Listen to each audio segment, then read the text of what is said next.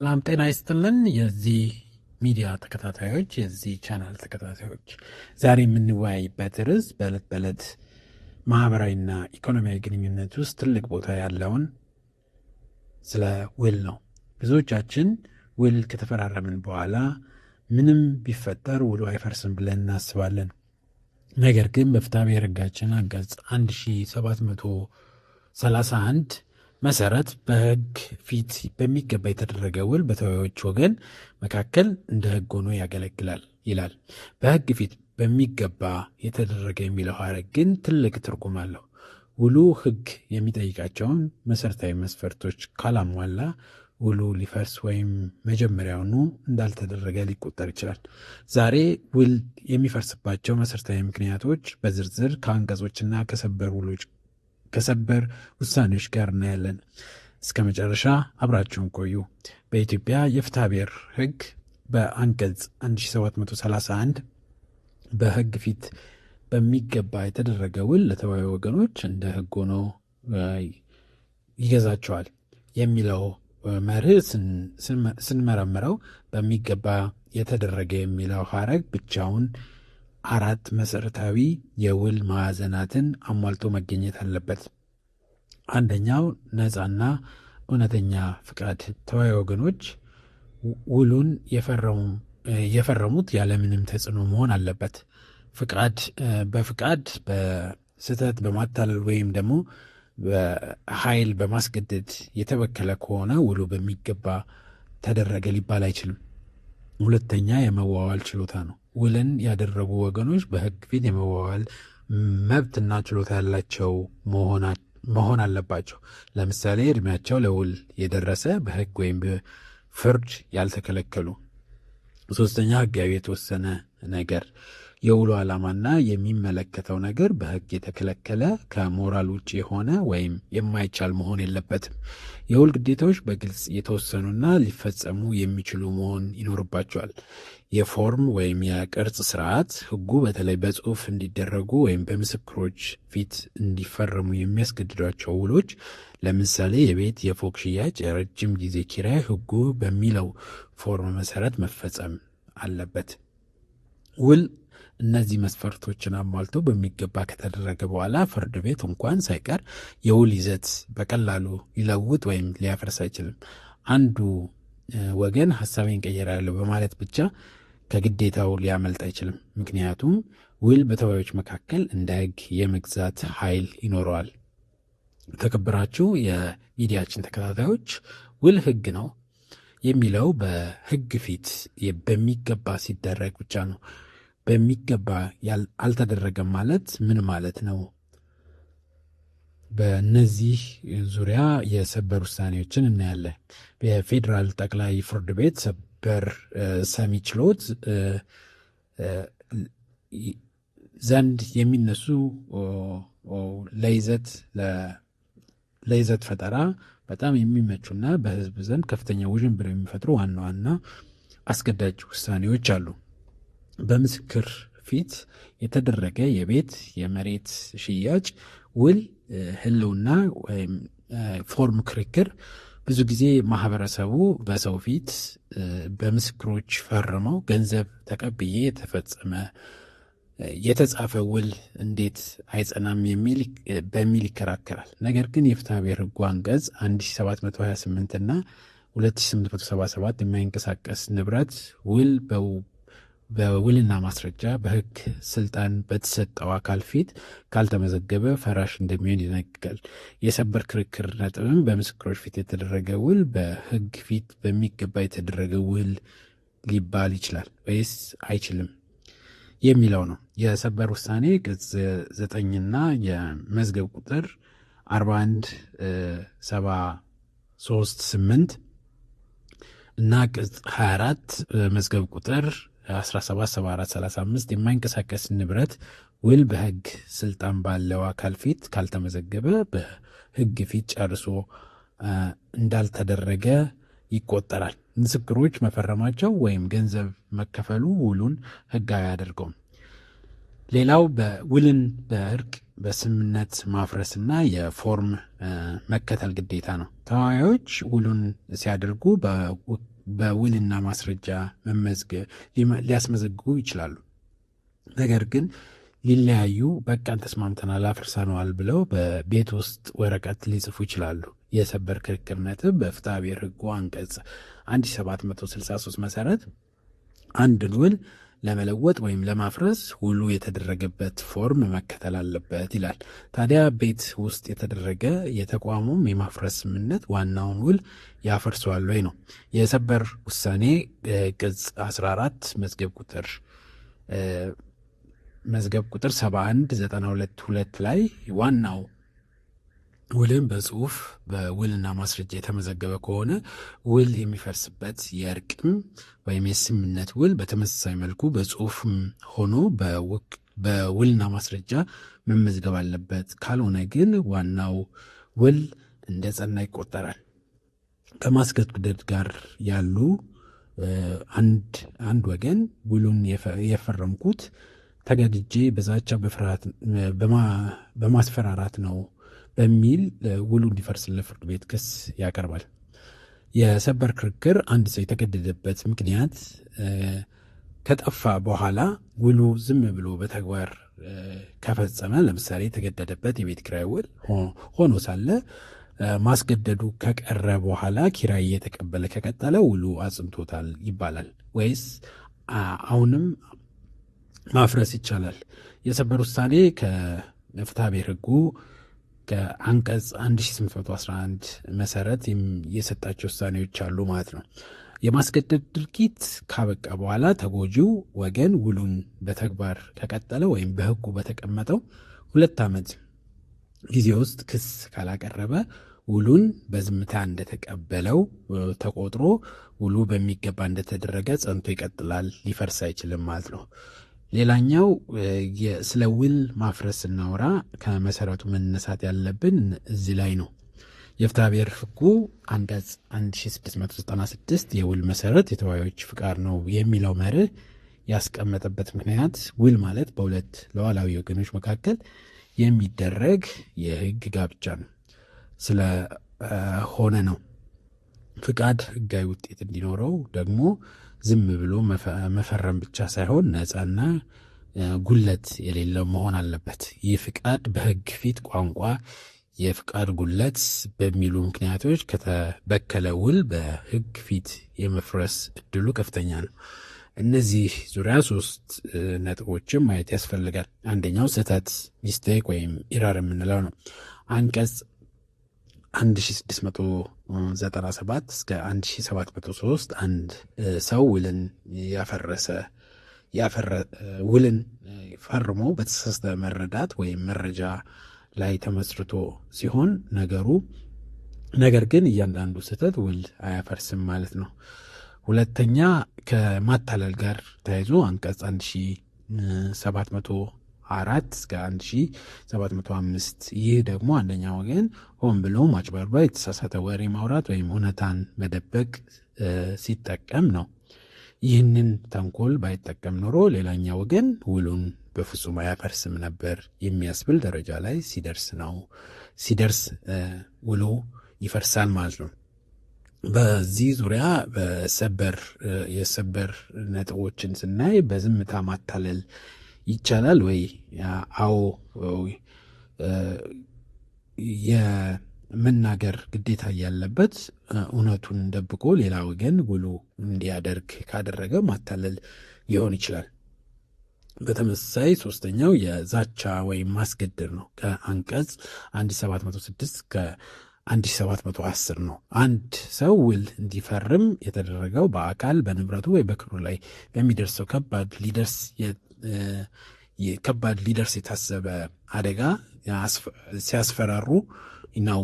ሕጉ የሚያመለክተው ያ ማስፈራራት በተሟጋቾቹ ላይ እውነተኛ ፍርሃት ፈጥሯል ወይስ የሚለው ነው። ክስ እመሰርትብሃለሁ ወይም መብቴን በሕግ ጠይቃለሁ ብሎ ማስፈራራት ሕጋዊ መብት በመሆኑ እንደ ማስገደድ አይቆጠርም። ነገር ግን ይህንን ማስፈራራት ተጠቅሞ ካለው ጥቅም በላይ ያለ አግባብ ካግበሰበሰ ውል ሊፈርስ ይችላል። ብዙ ጊዜ ሰዎች የሚያሳሰቱ ነጥብ አለ። ፍቃድ ስለተበከለ ብቻ ነው ውሉ በቀጥታ አይፈርስም። ሕጉ የሰጠው ውል እንዲፈርስ የመጠየቅ መብት ነው። ተጎጁ ወገን ማስገደድ ወይም ማታለል ከታወቀ ጊዜ ጀምሮ በ2 ዓመት ጊዜ ውስጥ በፍትሐ ብሔር ሕጋችን አንቀጽ 1810 ላይ ፍርድ ቤት ሄዶ ውሉ እንዲፈርስ ካልጠየቀ ውሉ ጸንቶ ይቀጥላል። በሰበር ውሳኔዎችን ማጣቀስ የሚቻልባቸው ሁኔታዎች አሉ። በፌዴራል ጠቅላይ ፍርድ ቤት ሰበር ሰሚ ችሎት የመዝገብ ቁጥር 43374 ቅጽ 9 ላይ የተሰጠ ውሳኔ እንደሚያስረዳው አንድ ሰው ውል እንዲዋዋል የተደረገው በፍርሃት ወይም በማስገደድ መሆኑ ከተረጋገጠ ያ ውል ውጤት አይኖረውም። ሕጉ ለምን እዚህ ላይ ጣልቃ ይገባል? ሰነድ ላይ እንደተጠቀሰው ፍትሐዊ የሆኑ ውሎች ለመከላከል ነው። አንድ ወገን የመረጃ እጥረት ኖሮት ተገዶ የተዋዋለ ውል የጋራ ኢኮኖሚ ጥቅምን ስለሚያሳጣ ውሉ እንዲፈርስ ይደረጋል። የማታለልም ጋር የተያዙ ውሳኔዎች ተላልፈዋል ማለት ነው። ማታለል ሲባል ተራ ውሸት ሳይሆን ውል እስከ ማፍረስ የሚያደርስ የተንኮል ተግባር መኖር አለበት። እዚህ ላይ የሰበር ችሎት እጅግ የታወቁ 2 መርሆችን ማንሳት ይቻላል። አንደኛው በድርጊት የሚገለጽ ማታለል ወይም ፖዚቲቭ አክት፣ ሆን ብሎ የሐሰት ሰነድ ማዘጋጀት፣ የመኪናን ኪሎ ሜትር ወይም የሞተር ቁጥርን አጭበርብሮ መሸጥ። 2ኛ ነጥብ በዝምታ የሚገለጽ ማታለል ነው። ይህንን ማህበረሰቡ ብዙ ጊዜ የማይረዳው ነገር ግን ሰበር በግልጽ የመለሰው ነጥብ ነው። ሻጭ ስለ ዕቃው ንብረት መሰረታዊ ጉድለት እያወቀ የመናገር የሕግና የሞራል ግዴታ እያለበት ገዢው እንዳያውቅ ዝም ማለቱ ውሉን ያፈርሰዋል ማለት ነው። የሰበር ውሳኔ ማንሳት ይቻላል። ከቅጽ 15 መዝገብ ቁጥር 8387 እና ተያያዥ ውሳኔዎች ፍርድ ቤቱ በዚህ ምህር ላይ እንዳስቀመጠው አንደኛው ወገን የሌላኛውን ወገን አለማወቅ፣ የልምድ ማነስ ወይም መተማመን መሰረት በማድረግ መሰረታዊ መረጃዎች ጠብቆ ውል እንዲዋዋል ካደረገ ያ ውል በማታለል የተደረገ ስለሆነ እንዲፈርስ ይደረጋል። አንድ ሰው አደጋ ደርሶበት የኢንሹራንሲው ቁጥር ተቀይሮ የነበረ መኪና ፍጹም አደጋ አጋጥሞት አያውቅም ብሎ ለሌላ ሰው ቢሸጥ ገዢው ይህንን እውነታ ቢያውቅ ኖሮ መኪናውን እንደማይገዛው ካስረዳ ውሉ በማታለል የተበከለ በመሆኑ ፍርድ ቤት ቀርቦ እንዲፈርስለት የመጠየቅ መብት አለው። የማታለል ድርጊት ካወቀበት ጀምሮ በ2 ዓመት ውስጥ ክስ ካላቀረበ መብቱ በይቅርታ ይታገዳል። በቅድም እንዳስነሳሁት በአንቀጽ 1810 ላይ እናያለን። የውል ነጻነት መርህ እና ገደቦችን ስንመለከት የፍትሐ ብሔር ሕጋችን አንቀጽ 1711 ለተወያዮች ሰፊ መብት ይሰጣል። የውል ይዞታን የሚወስነው በተወያዮች ወገኖች ፍቃድ ነው ይላል። ነገር ግን ብዙ ጊዜ ሰዎች የሚረሱት ይሄውን አንቀጽ ነው።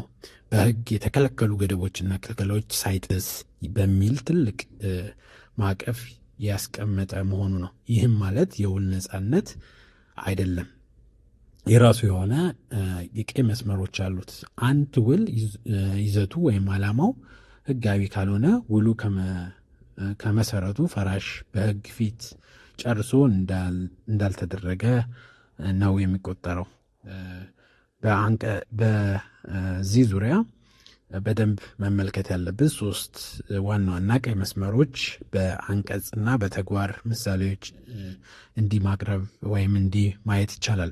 አንደኛው በሕግ የተከለከለ ነገር በፍትሐ ብሔር ሕጉ አንቀጽ 1716 ንዑስ አንቀጽ ላይ እንደተቀመጠው የውል ዓላማ ወይም ግዴታ በሀገሪቱ የወንጀል ወይም በሌሎች ልዩ ልዩ ሕጎች የተከለከሉ ድርጊቶችን የሚመለከት ከሆነ ውሉ አይጸናም ማለት ነው። የኮንትራባንድ ለምሳሌ የኮንትራባንድ እቃዎችን ለመገበያየት በሕግ የተከለከሉ መድኃኒቶችን፣ እጾችን ለመሸጥ ወይም የአንድን ሰው ንብረት ለማውደም የሚደረግ የጥቅም ስምምነት የህግ ውጤት አንደኛው ወገን የገባው ቃል ባያከብር እንኳን ሌላኛው ወገን ውሉን አፍርሷል ብሎ ፍርድ ቤት ክስ ማቅረብ አይቻልም። ምክንያቱም ፍርድ ቤት ህጋዊ ውልን አያስፈጽምም ማለት ነው። ሁለተኛ ከሞራል ውጭ የሆኑ ይዘቶች ናቸው ማለት ነው። ኢሞራል የሆኑ በህጉ በቀጥታ ይህን ክልከላ ይህ ክልክል ነው ብሎ ባይደነግገው የማህበረሰቡን ሰላም፣ መልካም ጸባይ፣ የህዝቡን ደህንነት የሚጻረር ይዘት ያለው ውል ተቀባይነት የለውም። የሰዎችን ክብር የሚነካ የሰዎችን አካል ለንግድ ማቅረብ የሚያመላክት ወይም የቤተሰብና የጋብቻን ስርዓትን የሚያናጋ ስምምነቶች በህጉ ተቀባይነት የላቸውም ማለት ነው። የማይቻል ወይም ኢምፖሲብል የሆኑ ጉዳዮች በፍትሐ ብሔር ህጋችን 1715 ተዋዮች ውል ባደረጉት ነገር ላይ በተፈጥሮም ሆነ በህግ ረገድ ፈጽሞ ሊተገበር የማይችል ከሆነ ውሉ ህልውና አይኖረውም ማለት ነው። የሞተ ሰው በሕክምና ለማስነሳት ወይም ጨረቃ ላይ መሬት ለመሸጥ ውል መፈራረም በህግ የማይቻል የህዝቡን መጠቀሚያ የሆነ መንገድ ወይም የመንግስት ይዞታን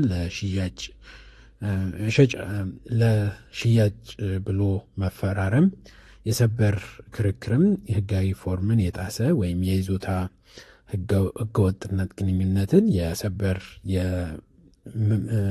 ማጣቀሾችን ማንሳት ይቻላል። ለምሳሌ በቤትና በመሬት ክርክሮች ላይ ብዙ ጊዜ ሰዎች የመሬት ይዞታን የሊዝ መብትን ወይም ቤትን በግል ውል ይሸጡና ክርክር ሲነሳ ውሉ ይዘቱ ህገወጥ ነው በሚል እንዲፈርስ ይከራከራሉ። ነገር ግን የሰበር በሰጣቸው አስገዳጅ ውሳኔዎች መሰረት ንብረቱ የሽያጭ ክልከላ የሌለበት ሆኖ ሳለ በቤት ውስጥ መደረጉ ብቻ የይዞታ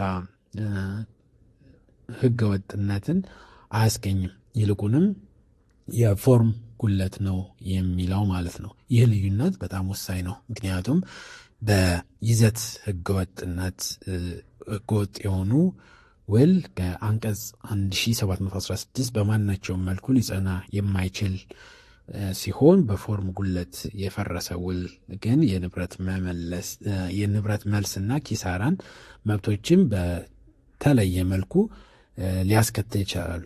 በተጨማሪ የሰበር መዝገብ ላይ የሰበር ውሳኔ ማጣቀሻ ሰበር መዝገብ ቁጥር 21/448 ገጽ 5 ላይ እንደተመለከተው የውል ይዘት በህግ የተከለከለ ከሆነ ፍርድ ቤቱ ውሉን ሊያስፈጽም አይችልም።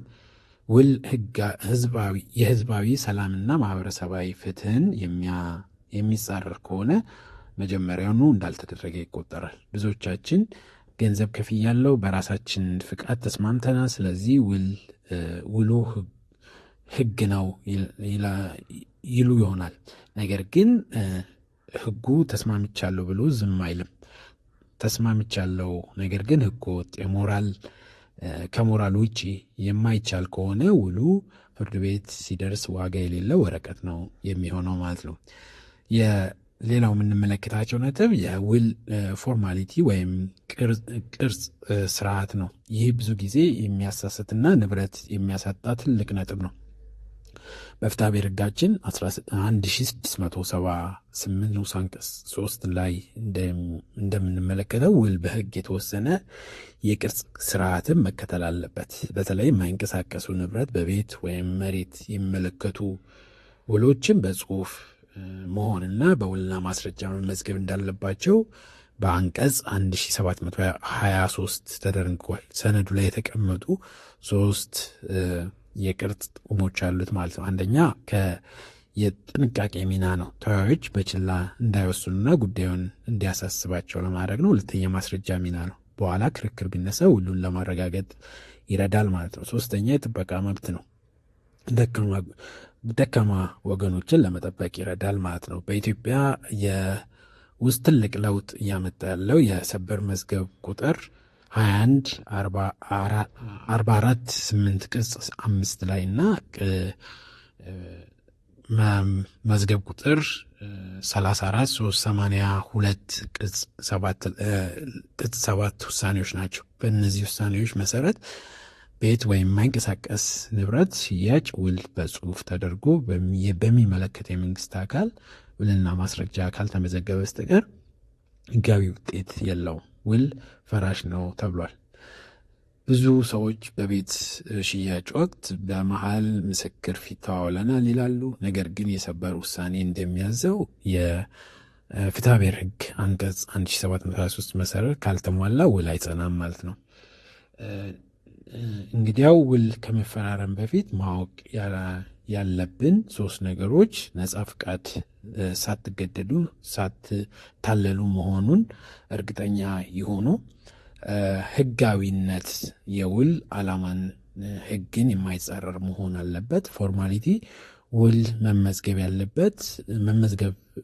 ያለበት ከሆነ ግድ ውልና ማስረጃ ሄዶ በመሀል ምስክር ተዋውሎ የማይንቀሳቀስ ንብረቶች ላይ የማያዳግም ህጋዊ ሰነድ መያዝ ያስፈልጋል። የፍትሐብሔር ህጋችን 1808 ንዑስ አንቀጽ 2 እንደሚለው ውል እንዲፈርስ የመጠየቅ መብት ያለው ጥቅሙ የተጎዳ ወገን ነው። ነገር ግን የቅርጽ ጉድለት ካለ ወይም ይዘቱ ከውል ውጪ ከሆነ ፍርድ ቤቱ በራስ አነሳሽነት ውሉ ውድቅ ሊያደርግ ይችላል። ጥያቄ ካላችሁ ኮሜንት ላይ አስቀምጡ። ይህ ቪዲዮ ጠቃሚ ሆኖ ካገኛችሁ ለሌሎች እንዲደርስ ላይክ፣ ሼር ማድረግ አትርሱ። በሚቀጥለው